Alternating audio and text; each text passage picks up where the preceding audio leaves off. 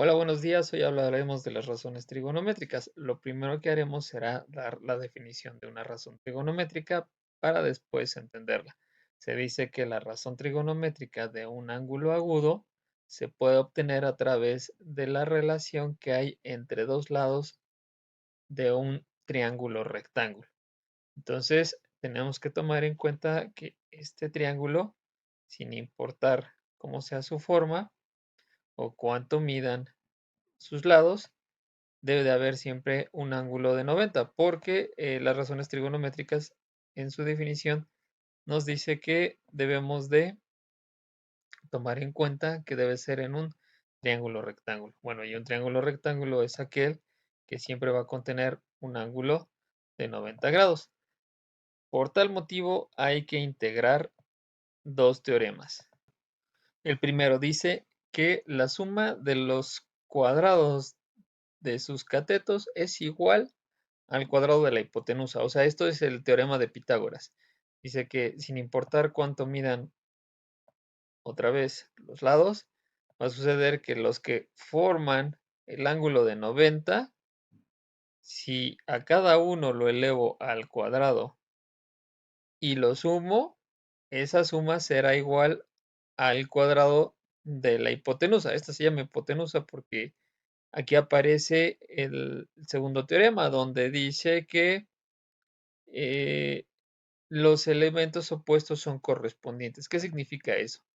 Bueno, tenemos que meter un tercer teorema donde dice que la suma de los tres ángulos internos de todo triángulo dan 180. Entonces, lo cual nos hace incluir un cuarto teorema que nos dice que este ángulo, que no es el de 90, más el otro que no es el de 90, deben de sumar 90. ¿Por qué? Porque entre los tres deben de sumar 180. Y bueno, y si siempre sé que uno vale 90, los otros dos tendrán que sumar 90 y se llaman, entre ellos dos, se van a llamar complementarios. O sea, sin importar cuánto vayan a, cuánto mida cada uno, deben de sumar 90 y como solo son dos, se van a llamar complementarios.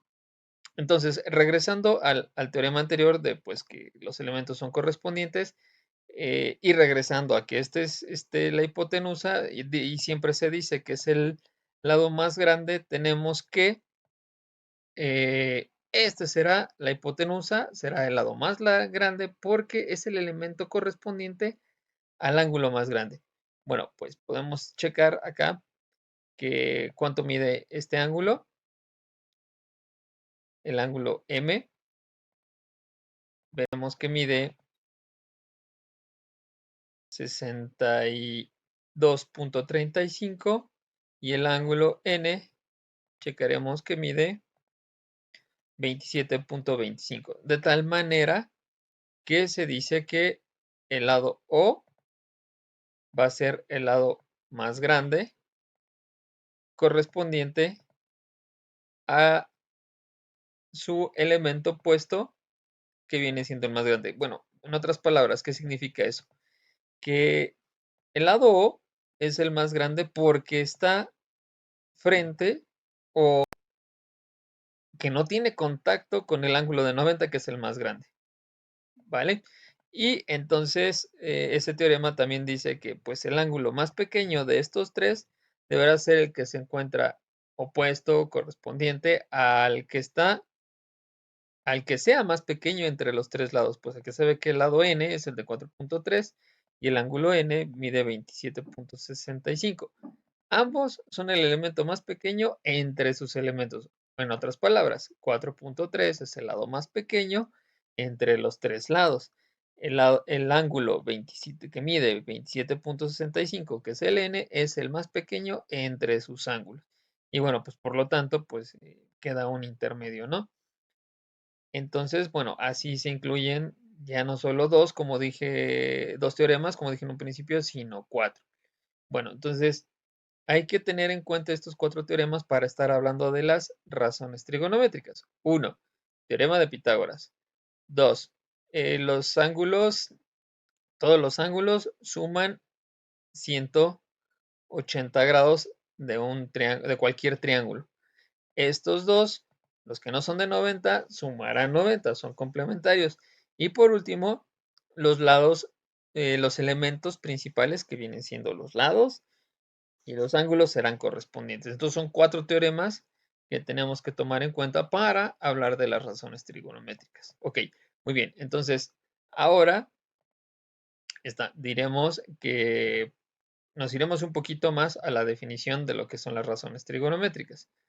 Va por tal motivo, entonces tenemos que ver qué relación puede haber entre los lados de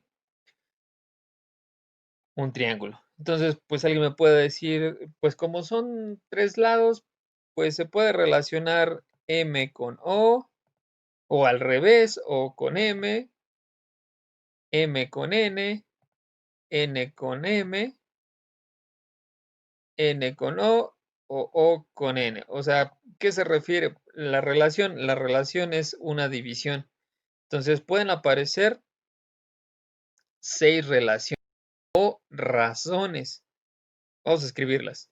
Ok, muy bien. Vamos a tomar en cuenta las 6 relaciones o divisiones. Entonces, si tengo 3 lados, puedo hacer la división de 6 maneras distintas. Vamos a escribirlas. M entre O entre N entre N entre N entre O entre N. ¿Vale? Hay algunas que nada más como que les di la vuelta a la división y bueno, pues quedan ahí este, escritas, ¿no? Entonces, lo que vamos a tomar en cuenta es la definición que me dicen. Me dicen que es la relación o la división entre los lados. Pero no solamente es eso. Me dicen que debería de ser la función de un ángulo agudo es igual a la relación que hay entre dos lados de un triángulo rectángulo. Entonces, de aquí comienzan a aparecer los nombres de las razones trigonométricas. La primera es la función seno de un ángulo, en este caso lo llamaremos A, es igual al cateto opuesto sobre la hipotenusa. El coseno del ángulo A es igual al cateto adyacente a la hipotenusa. La tangente del ángulo A es igual al cateto opuesto entre el cateto adyacente. Y están las otras 6. Bueno, si se dan cuenta acá, como pude hacer divisiones de M entre O y después voltearlo, pues puedo hacer lo mismo con este cociente, con esta división, pero para las razones trigonométricas. Entonces la que sigue me dicen que es la cotangente del ángulo A. Va a ser igual, pues si puedo voltear la división, ¿no? Entonces me quedará cateto adyacente sobre cateto opuesto.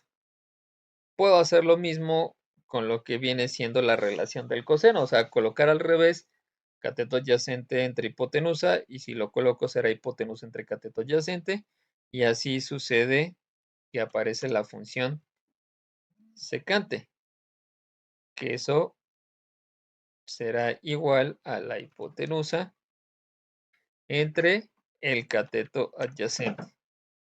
Y por último está la cosecante del ángulo A,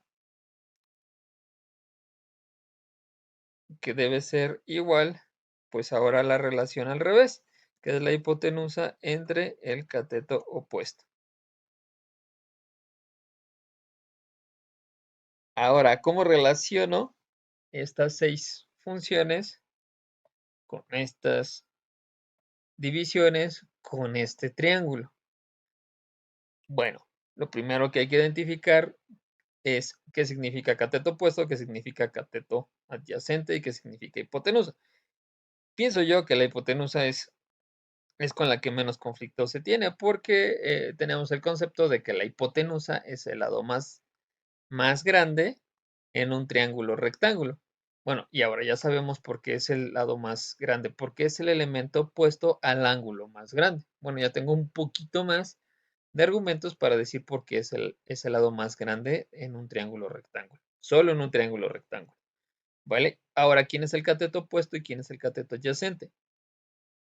Pues nos colgaremos de la situación del teorema de pues, elementos opuestos. Por ejemplo, del ángulo n, su elemento opuesto, pues es aquel que no tiene contacto con él. O sea, aquí del ángulo n que está acá, su elemento opuesto es n. Entonces, por lo tanto, será el cateto opuesto. Si ya sé que este lado es la hipotenusa, pues ahora pues ya nada más me queda, digamos que por descarte, por un poquito de lógica, sé que el lado m será el cateto adyacente, ¿vale? Cuestión inversa o al revés, si me coloco sobre el ángulo m, mi elemento opuesto de mi ángulo m es mi lado m. Entonces, por lo tanto, este será mi cateto opuesto. La hipotenusa seguirá siendo este lado y por lo tanto el cateto adyacente será el lado n. Entonces, si aplico eso, por ejemplo, si comenzamos a trabajar con el ángulo m, pues tendré que el cateto opuesto es m entre la hipotenusa. Listo. ¿De acuerdo? Por ejemplo, ahora, si quiero trabajar con el ángulo n, tendré que decir que el seno del ángulo n